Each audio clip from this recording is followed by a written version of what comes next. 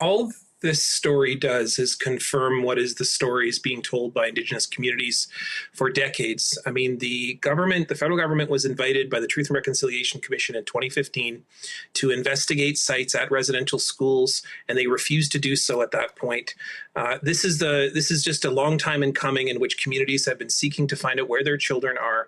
And every Indigenous community in this country has a story of lost children, has a story of children who went to the schools and never came home, has a story of survivors who tell of tuberculosis epidemics, outright murder at the schools, children who had left and had their bodies returned by farmers and RCMP.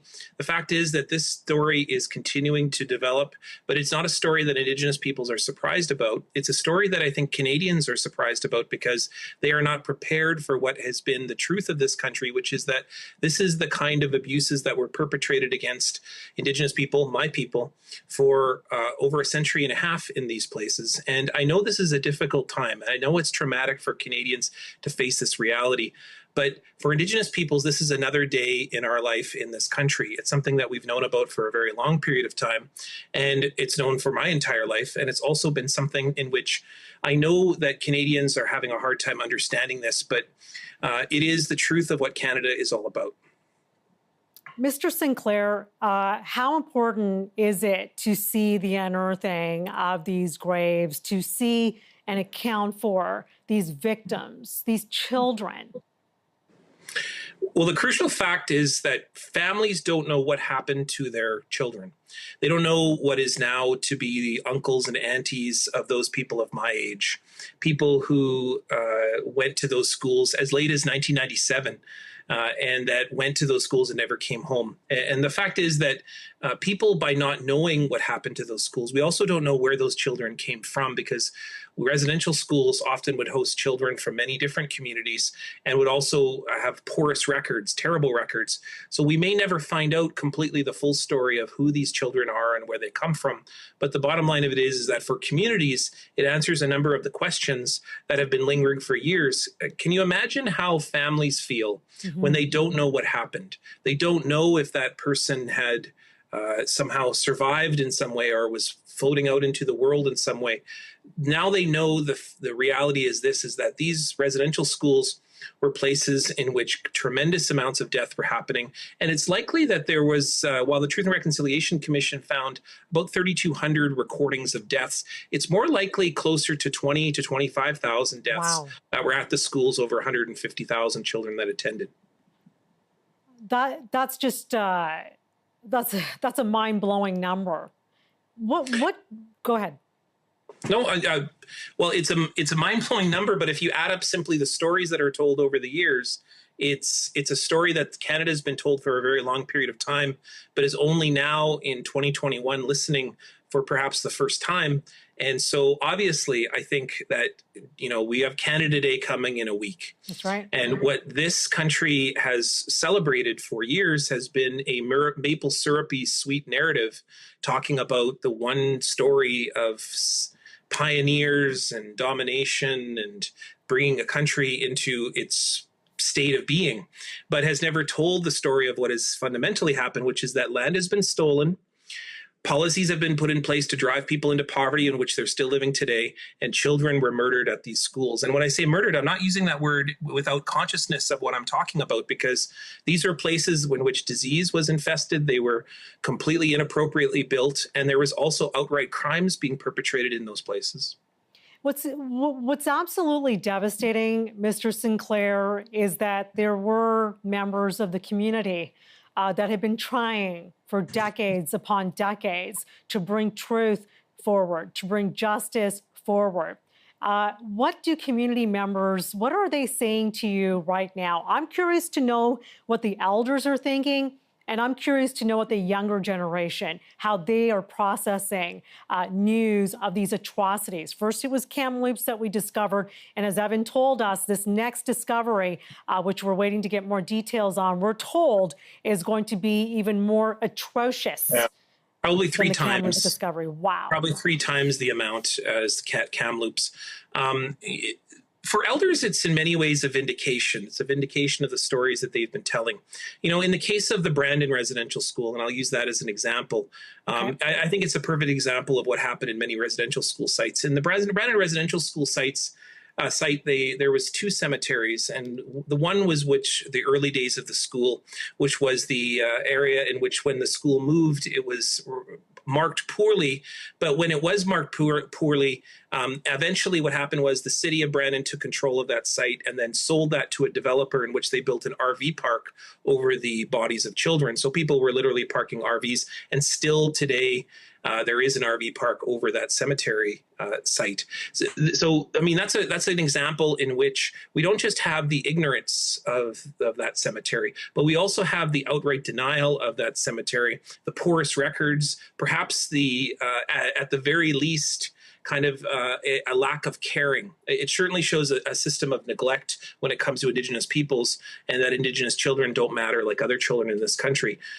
And what I hope out of this story, I hope that Canadians take a moment to reflect, and most importantly, to talk to each other and to talk to one another in terms of what is it that has built this country to this position. This is the story of what fundamentally Canada truly is. It's a place of great marvels. It's a place in which many people have done incredible things, but it's also a place that's been built on the foundation of genocide.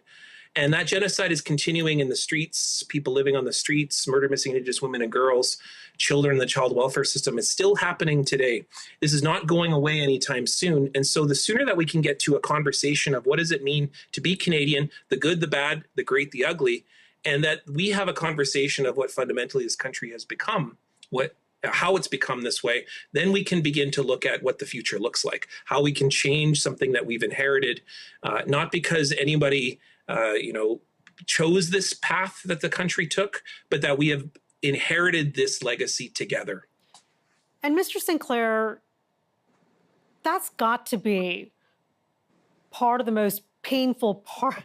I don't even know how to articulate this right now, but just knowing that atrocities continue to be committed, just knowing that the last residential school was only wrapped up, in the late 1990s. We're not talking about the 1800s or 1920 here. We're talking about 1997, very recent memory, less than 3 decades ago. You're talking about missing women from the Indigenous communities.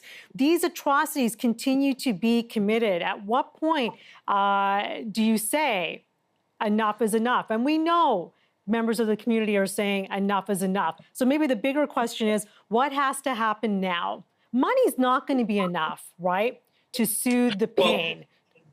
Well, I mean, I appreciate what you're saying in terms of residential schools ending in 1996. That's the official policy. Right. However, a very similar system continues to exist in the North. Where Inuit children continue to be removed from their community, not forcibly so, but if you want to have a future, is it really a choice to attend school or not? And being forced to attend school, sometimes often run by the clergy, sometimes run by the state, in far off communities in which they don't see their family for upwards in a year. And the fact is that we still have a model of treating Indigenous peoples in a poor fashion, in a way in which they are less than human. They are certainly not in the position in which Canadians can enjoy, which is that we would never question whether Canadians should have an access or a right to education. When it comes to Indigenous peoples, though, that's a debate.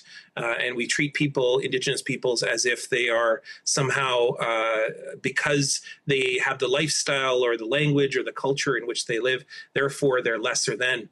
And that, I'm not even talking about the outright over-policing and the murders of Indigenous women and girls, or I'm not talking about the over-incarceration rates of young Indigenous men into prisons.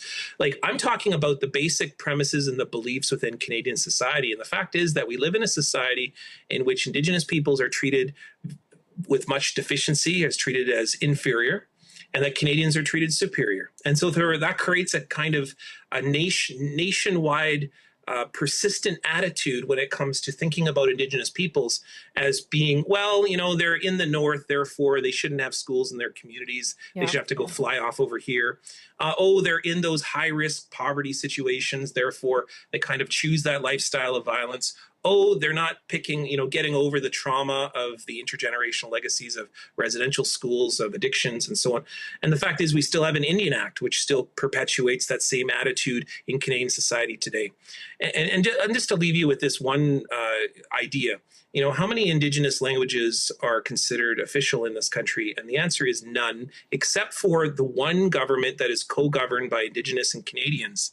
Indigenous peoples and Canadians in Nunavut, in which Inuktitut is recognized. And I tell you that because that's a perfect example of how Indigenous peoples are treated in this country, as even though we are here, we continue to be treated as if we aren't here. And that's just one way. Language is one way, culture is another, society throughout society is another. And the fact is that if we don't figure out a way to live together effectively and then inherit these stories, we won't be able to get beyond this system of trauma, these feelings of trauma